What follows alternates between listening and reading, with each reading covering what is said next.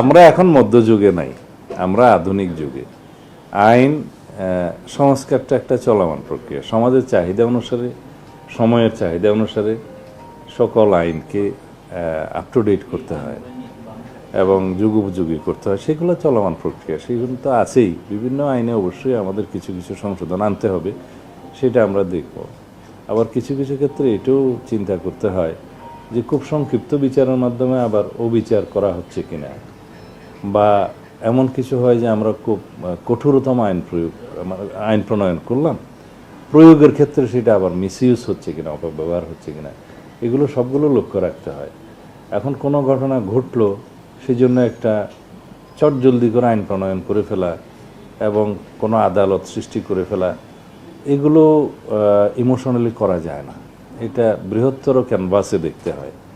যেমন মাগুরাতে না কোথায় একটা ঘটনা সংঘটিত হয়েছিল বিগত ইন্টারিম গভর্নমেন্টের সময়, এটা নিয়ে তুলপাড় হলো এবং এখানে বোধহয় কিছু আইনি সংশোধন নিয়ে এসে সংক্ষিপ্ত সময়ের ভিতরে বিচার কার্য সম্পন্ন হয়েছে। এটা সময়ের দাবি ছিল, কিন্তু সেটার দীর্ঘমেয়াদে কি হবে না হবে সেই আইনগুলো চিন্তা করতে হয়।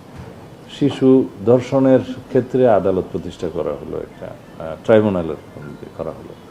দেখা গেল সেই একই এখতিয়ার নারী ও শিশু আদালতে দেওয়ার মতো বিধান করা যায়, আদালতের সংখ্যা বৃদ্ধি না করেও।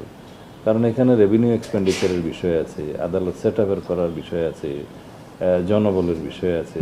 তখন দেখা যাবে যে 64 ডিস্ট্রিক্টে আদালত আমরা করলাম, ট্রাইব্যুনাল করলাম, দেখা যাবে মামলার সংখ্যা কোথাও 2টা, কোথাও 10টা, কোথাও নাই।